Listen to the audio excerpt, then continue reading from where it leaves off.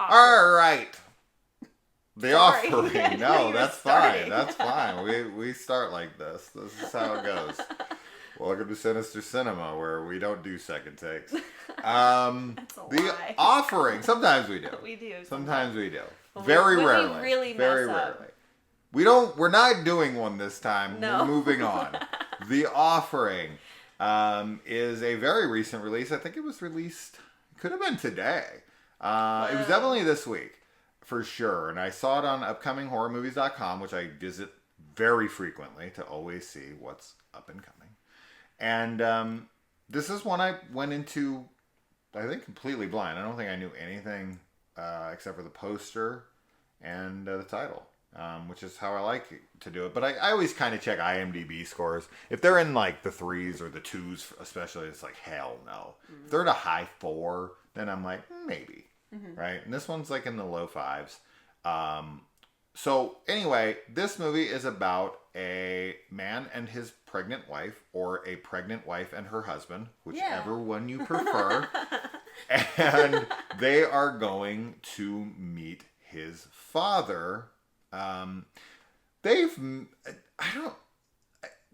definitely have a troubled past with the wife and the father, because he's like devout Jewish and she's not, and there's animosity and something between them. I can't remember if it's mentioned in the beginning if they've ever met or not, or if he just is like, I reject her and I don't want to meet her. But supposedly he's turning over a new leaf, and they're coming there to give it another try. So I think they have met before, but I was unclear. What do you think? I think that they met once or so before. Okay. That's what my memory is. I'd have to go back and rewatch the beginning to see if they ever met. But anyways, he didn't like her. Now, they're coming there to kind of reconcile their differences. At the beginning of the movie, we do see a ritual take place where a guy kind of traps a demon in an amulet and dies. That's the opening of the film. And then the dad, he owns a mortuary where they, embalm bodies and whatever. It's Jewish. So it's probably a Jewish mortuary. Yeah. So they probably have a specific practice that they do. I don't think they embalm. I have no clue. I I don't don't think so, but I have no clue. Religious beliefs are, but whatever it is, it's not really explored in the film. So anyways, that body is there, and then it gets released, right? And that's all you need to know. Yeah. I really enjoyed this movie a lot. I thought this was really good. I was pretty surprised by it. I especially really, really liked the demon in this. Yes, the demon was so cool. I thought the demon was scary and mischievous as hell. Oh my gosh, the demon was so and scary. super mean-spirited. So mean. This is the kind of, I love demon movies because I think demons are, one of the more terrifying, supernatural, paranormal concepts. And, we watch them and we've always talked about how, possession movies or demon movies, and this isn't it's not really a possession movie, I guess, in the way that I would call it that, or that most people would call possession movies. It technically is, but it's not like the whole film. But they have a lot of tropes, that are very similar. And this one, it didn't feel like it had a lot of those tropes because the demon is, so OP in a, Yes. realistic way. Oh, absolutely. What you would think fighting a demon would be like, Yes. where you just can't win because it's always outsmarting you. It's always, as you said, tricking you, being super mean-spirited, and the look of it was terrifying. Yeah, it was like, what is demon. That? Yeah. And I actually really like the Jewish mysticism angle, too, because I feel like, obviously, we get a ton of, Catholic and Christian demon movies. And I don't know a lot about the Jewish religion, but I know that there are, spirits that are invoked, angels and demons and stuff in the mystic part of it. So it was cool to see it explored in this. Absolutely. You want to see different representation, right? You don't want to see the same shit over and over and over again. That's why it's always cool to see other cultures and their folklore, or their religious beliefs or whatever. what have you. The films that I would definitely liken this to the most, if I had to kind of compare this so you guys can get an even better sense, is I would say this is a mixture between The Autopsy of Jane Doe meets The Vigil. And I think that's a really, really good comparison. And I thought that the production value was really good. I thought that the film looked great. I thought that the camera work was solid. I thought that the scares were effective and well done, and any kind of fake out stuff is handled well. Yeah, I mean, the performances are all very, very good. The Haymitch is played by an actor that I know from Game of Thrones. And yeah, I mean, I thought this was great. Yeah. Like, really, I was really into this the whole time. And I thought the ending was fucking awesome. Yes, it has a wonderful ending because it just is like, oh shit, like the whole last act of it. Yeah. There's so many, I don't know, like it's got twists, a great but payoff. they're like, yeah, just really good payoff. The climax absolutely delivers, right? As to where we just watched another movie where we're like into it, but like the climax was like, ho hum. This one I was like, hell yeah. Oh, yes. I mean, I out loud, like audibly was like, oh shit, like multiple times, because it's like, it kind of flips things on its head, and it does not go ways you think it's going to go. Where I was like, oh, this is going to happen here, and this is going to happen, and none of those things happened. And I was like, oh. And it's just kind of like, this happens, and you're like, oh shit, okay. Yeah. Oh shit, now I don't know where the hell we're going. And there's some really, really cool shots that are very menacing and daunting. And I was like, damn, like, and as Kaylee said, I think this is the best point that was made in this whole video, is that one of my biggest issues that I have with exorcism movies, and I've talked about this a good amount, is that I never feel like the demon is portrayed strong enough.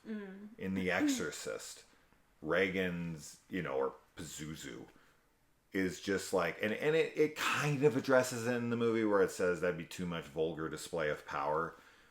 But at some point, once you're being exorcised, break your bonds, right? If you can float up off the bed, if you can walk down the stairs like a spider, if you can freaking pick people up and throw them across the room, if you can move things like dressers and whatnot with just, your mind, you have enough power to beat an old man and a guy who's like mentally crippled because of the death of his mother. Like, you have no problem taking down Father Merrick and Father Karras. Like, I'm sorry, but that's silly to me, right? Like, Reagan should be able to just like get up and walk right the fuck out the door. Like, no, I'm not going to be exercised today. Get out of my way and move on, right? So this film does a really good job of showing how insanely powerful this demon is, and that it makes its own fucking rules. Yes. And that I loved. Yeah. That's something that I will praise to the heavens. Yes. On this film. Yeah, totally. Because I feel like in those, in Christian and Catholic depictions of exorcisms and demons, it's always kind of like, God is more powerful than the demon no matter what at some point. Like, eventually you can win. But I like the idea of demons being like, gosh, oh my god, my throat, like, it's hard to close up. I like the idea of demons being like unbeatable to a certain extent, like this separate, an entity that is like more powerful than a human could ever be or ever hope to be, even with divine help. Sure. Yeah, I mean, there's definitely been depictions of this in past movies that I've watched where, the demon is actually showing its true power. Like the Arnold Schwarzenegger film End of Days, where he basically goes up against Satan. And this thing is just like, it's so overpowered, right? It just can decimate an entire freaking city if it wants, right? Like stuff like that, where I just am like, yes, the ending of The Last Exorcism Part 2, where it's finally like the demon is out and it can burn the city to the ground, that kind of stuff. Like, I like that. That's and most recently a movie we watched, Hellhole.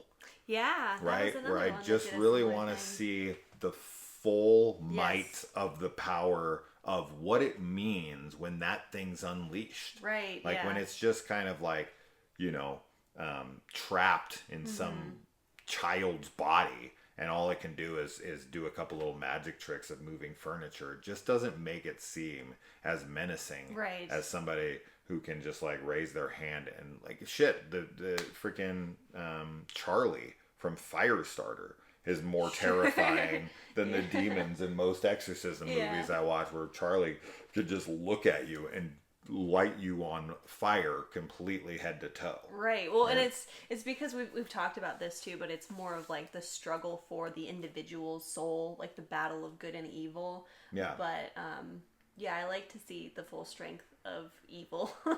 And I also really liked the atmosphere in this film. I feel like the color grading and everything, it was really gloomy and just very atmospheric. So it was just another plus to add on. Yeah. I was gonna say something else, but I think that's enough. It's really a great one. Yeah. I'm really, really surprised by this one. I'm happy. We got to see this in Infinity Pool. In a 24-hour period. So 2023, I mean, January's been great. Yeah, I mean, so far. With Megan. And The Pale Blue Eye. Pale Blue Eye was really good. And I feel like there's another one or two that we also really enjoyed this month as well. I think so too, but I'm like... So, and then of course The Last of Us. Oh my gosh, I mean, that's like... the best thing of this year. Of our lives. Maybe ever. But we're a little biased. But it's still that great. Yes. Anyways, absolutely watch this. It is $7 to rent currently. I think it's worth it. I do. Yeah. If you're a big fan of these types of movies that we just described, I definitely think it's worth it. Yes. And I almost never say that. Yeah, that's true. You almost never do. Yeah, but it's worth it, and this film deserves it. Yeah, this film deserves the money, right? A lot of the times when it's like $7, I'm always like, well, we go to the theater, man, and I dropped $24 last night. We almost went and saw this movie Fear, which is getting horrendous ratings. I almost dropped $24 on that. We'll still probably watch it at some point. We'll watch it, but not in the theater. Yeah. But like, if I'm gonna go drop $24 at the theater, I can drop $7 on this and support independent horror. That's great. Like, I think this is really genuinely a good film. Yeah. And absolutely deserves your time and money. Yes. So, I agree. I echo all those sentiments. Okay. So let us know if you watch it. Bye. Bye.